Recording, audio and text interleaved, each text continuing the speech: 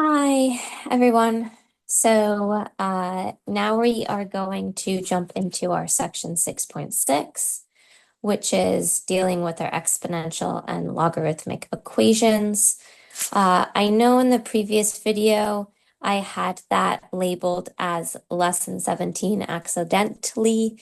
This is actually the lesson 17, and in terms of my PDF notes that I posted, I made the edit for the proper lesson numbers, but for that specific video, it's also just going to say 6.5 lesson 17 when it should be lesson 16. So I do apologize about that. But let's now just jump into what we're covering today.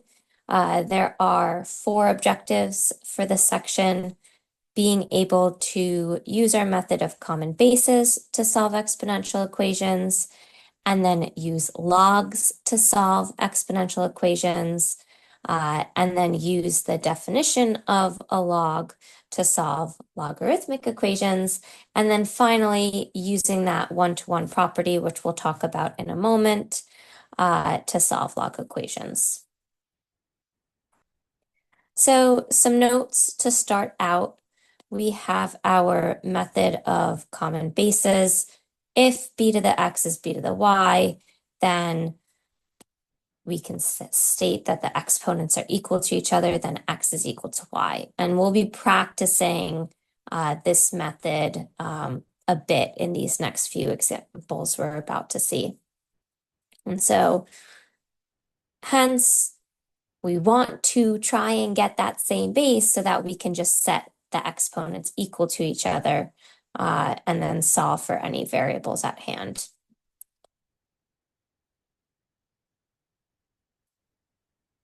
So let's look at this example. We're given 2, I'll use a smaller pen here. 2 to the x minus 1 is equal to 2 to the 2x minus 4.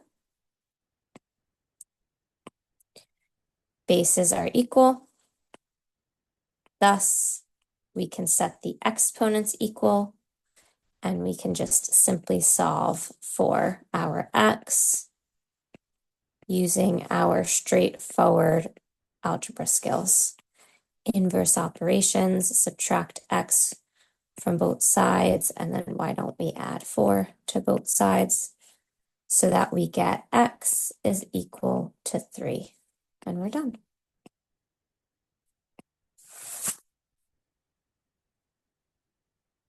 Let's do another example together, and you'll notice in this example, 8 is the base in 1 on one side, and 16 is the base for the other. But what do we know? We can manipulate that 8. 8 is the same as 2 to the 3rd. 16 is the same as 2 to the 4th power. Really getting that same base. That's the strategy here.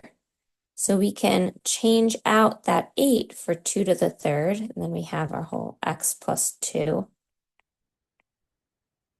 And then we can change out that 16 for 2 to the 4th, and then we have our x plus 1. So I'll maybe highlight what we're subbing out here. 16 subbed in for 2 to the 4th, and then we have our 2 to the 3rd subbed in for our 8. Now what we can use is we can use our distributive property, distributing that 3 to everything inside the parentheses and distributing the 4 to everything inside the parentheses.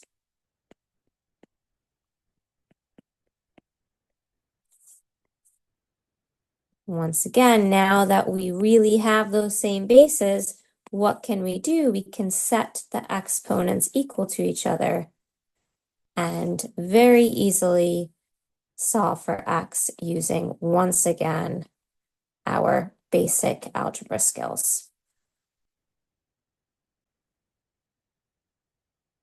So, if we subtract 3x from both sides, and then let's subtract 4 from both sides.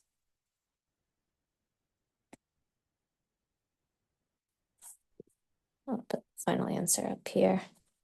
We get, let's see, 4x minus 3x gives you x, and 6 minus 4 gives you 2. So your final result, x is equal to 2.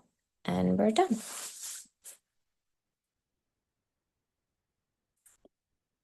Let's do another example. So we have 2 raised to the 5x is equal to the square root of 2. Now the square root of 2 can be rewritten as 2 to the 1/2. And that's key because now you'll notice that, what do we have? We have the same base. Hence, what can we do? We can set the exponents equal to one another. 5x is equal to 1/2. Let's go ahead and divide 5 on both sides. 5 as a fraction is just 5 over 1.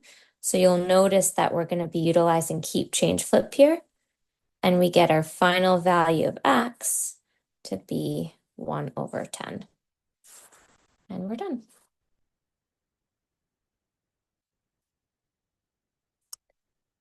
Now we have 3 raised to the x plus 2 is equal to -2, and we want to solve for x.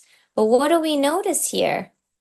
We have a negative on this side. I always want to be cautious about that because is it even possible? 3 raised to any single number in the world, will it ever give you a negative value?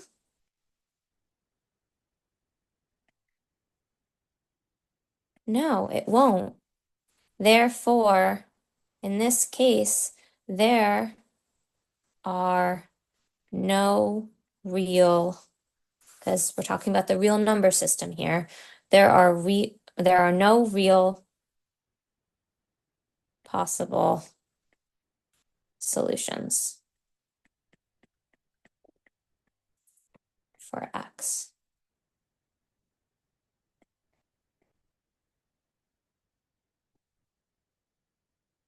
Always want to keep that one in your back pocket. They like to creep those types of questions in every now and then.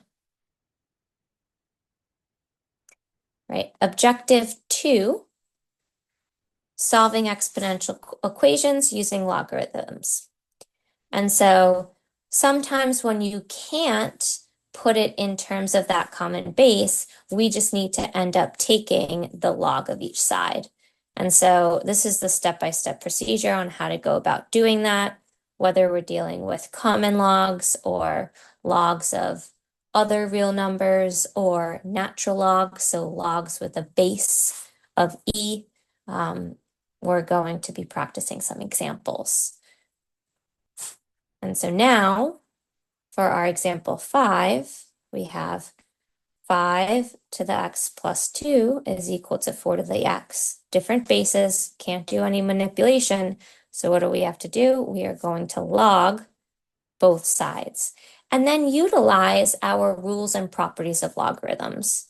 So we can take this exponent, put it into the front, just like we're going to do in that log 4 to the x as well. And when we do that, we get x plus 2 times our log 5 is equal to x times our log 4.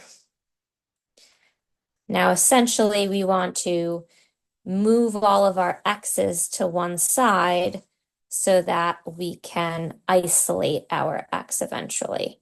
So how are we going to do that? Why don't we just subtract x from that left-hand side? And then when we do that, we end up getting x log of 4 minus x is equal to 2 log of 5.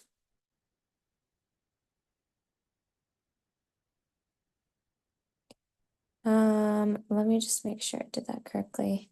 No, I didn't. This is why it's really important to utilize parentheses.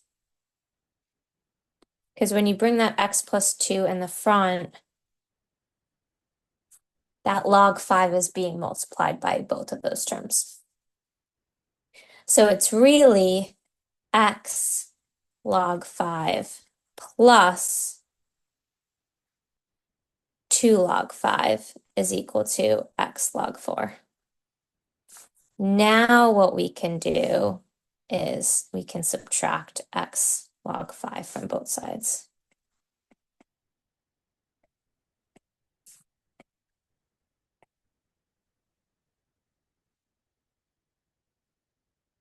And then I'm gonna zoom in so you guys can see it a bit more clearly.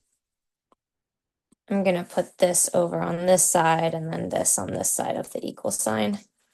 So we end up getting x log 4 minus x log 5 is equal to 2 log 5.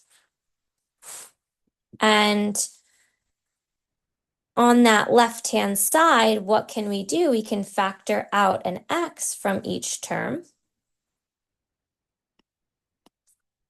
So we get x in parentheses log 4 minus log 5 is equal to 2 log 5, which if you wanted to keep it as log 5 squared, that can be simplified to log 25, which I'll do up here. And then what we can also do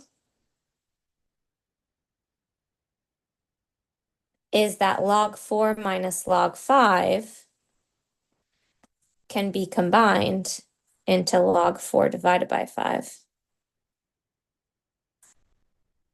We'll make this at 25 now.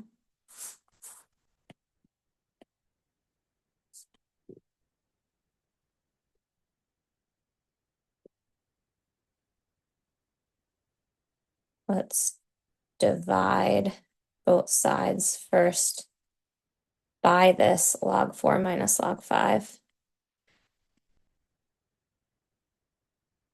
And then we can combine that log 4 minus 5 using our quotient rule.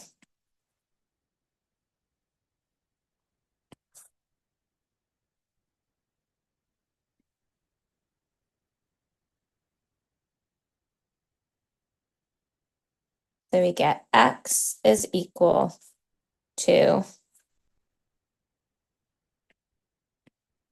log 25 all over log 4/5. And that's it. Again, you will not be getting any calculators for your assessments, so leaving it like this would yield you full credit. But if you did get a calculator, you could plug this all in and get a rough estimate in decimal form.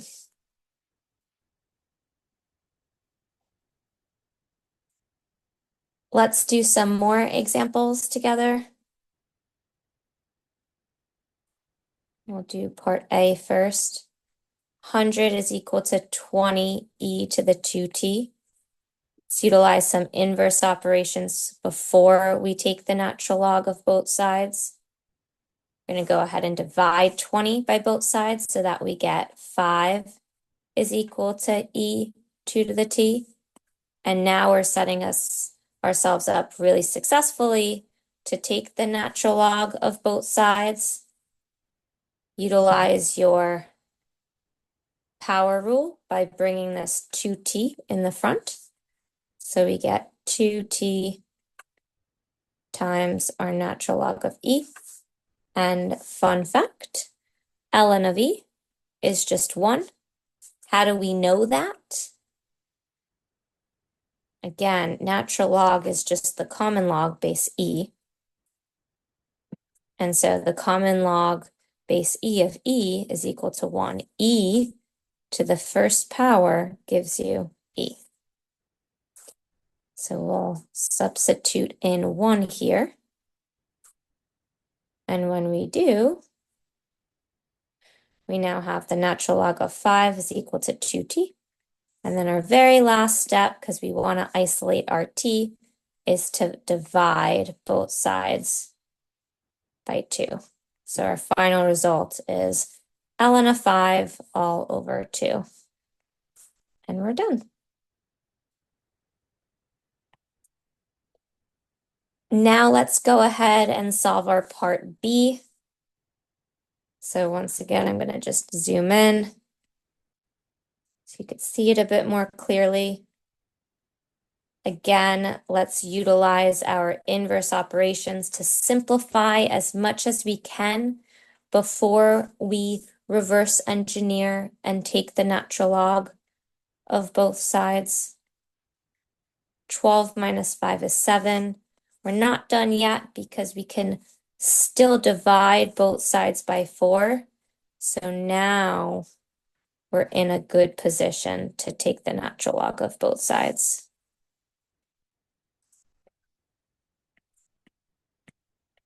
Using our power rule, we're going to bring that 2x to the front. So we get 2x times our natural log of e is equal to 7/4. Once again, that fun fact, ln of e is just 1. And I forgot my ln over here. Can't forget that, because again, you're taking the natural log of both sides, right? Ln of e to the x, ln of 7/4. And then ln of e, again, because that's 1, 2x times 1 gives you just 2x.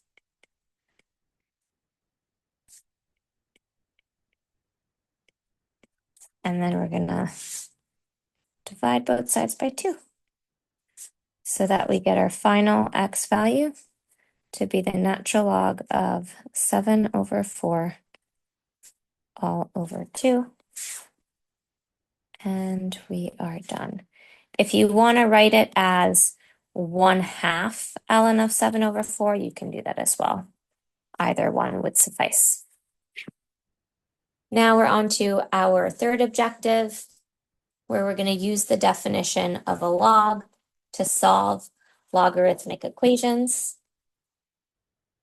And so this is just, again, looking at our logarithmic expression from, again, an exponential standpoint.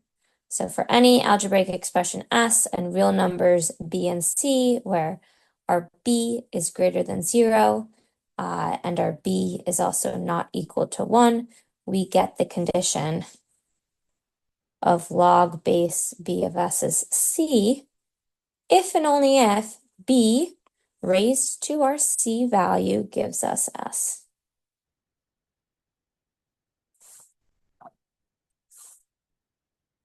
Something that we're very familiar with at this point.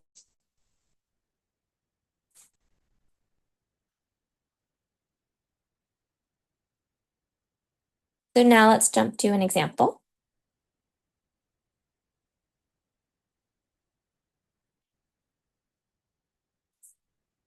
Part A and a part B. And we're asked to solve 2 natural log of x plus 3 is equal to 7. And then part B is 2 natural log of 6x is equal to 7. We're going to go ahead and subtract 3 from both sides. So we get 2 natural log of x is equal to 4. And then we can go ahead and divide 2 by both sides so that we get the natural log of x is equal to 4/2, which is 2. And then last but not least, we are now going to put it into the exponential form. And another way of doing this is just e-ing both sides, where the ln of x is now an exponent and so is the 2. Because e to the ln of x, this cancels out and just becomes x is equal to e squared. And I'll show you another way to really solidify that this is the case. So once again, natural log of x is the same as log base e of x, and then our right-hand side is equal to 2. So that's in our logarithmic form. How do we put this into exponential form? E to the 2 equals x, which is exactly what we have over here by us squaring both sides.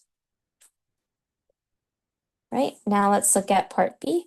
Do the same thing, just dealing with different numbers. Let's go ahead and divide both sides by 2.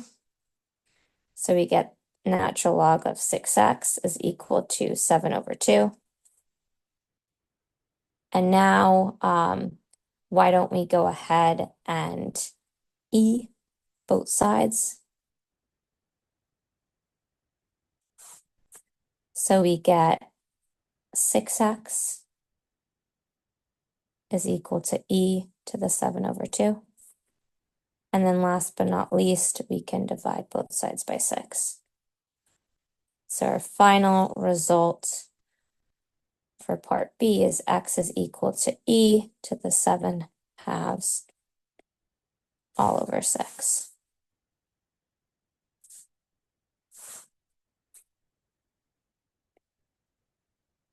And we're done.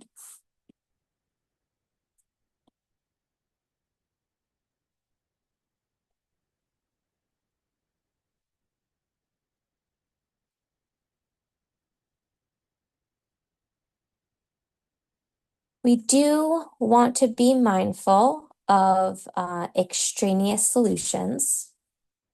And so sometimes the methods used to solve an equation will introduce extraneous solutions. So it is important to check to make sure your solutions work by plugging them back in to the original equation. And then once again, to recap, what is an extraneous solution? It's when you solve for, we go back to this page, you solve for your variables of x, and you get values, but then when you plug these values of x back into the original, they don't end up working.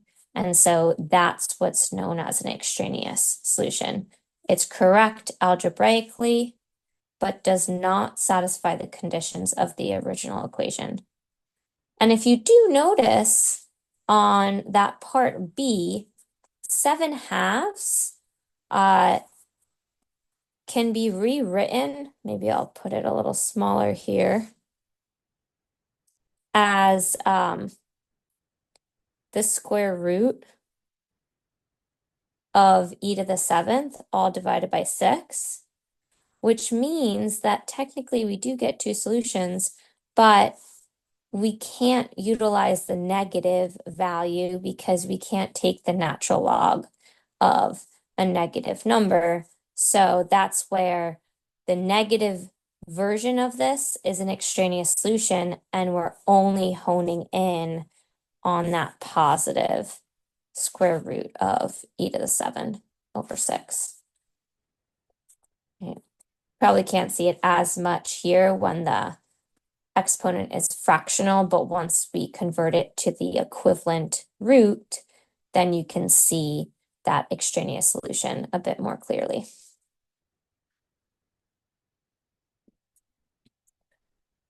And then finally, we arrive at using the one-to-one property of logarithms to solve log equations. And essentially, what's that mean? If we have log base of a value is equal to log base of another value, those two values must be equal to one another. And so why don't we practice that with our last example for this section? We have our natural log of x squared is equal to the natural log of 2x plus 3. Well, based off of this one-to-one property, we can just set x squared equal to 2x plus 3 and then solve. This is a quadratic, so I'm going to bring everything over to the left-hand side so that we have x squared minus 2x minus 3 equals 0. And then we can go ahead and factor this into x minus 3 and x plus 1. And then we can solve for two values of x. We get x is equal to -1 and +3. And if you want to double check that both work, if we plug in -1, we get -2 plus 3 is ln of 1. We know the natural log of 1 is 0. And then we have here -1 in parentheses squared is +1, natural log of 1 again is 0. So -1 works. Let's try 3. 2 times 3 is 6, plus 3 is 9, so we have natural log of 9 on that right-hand side. 3 squared is 9, natural log of 9 on that left-hand side. So both of these work, and we're done. And yeah, so that concludes our section 6.6. I hope this was helpful. Please let me know if you have any other questions. But our next section that we'll be covering is our 6.7, which deals with our exponential models.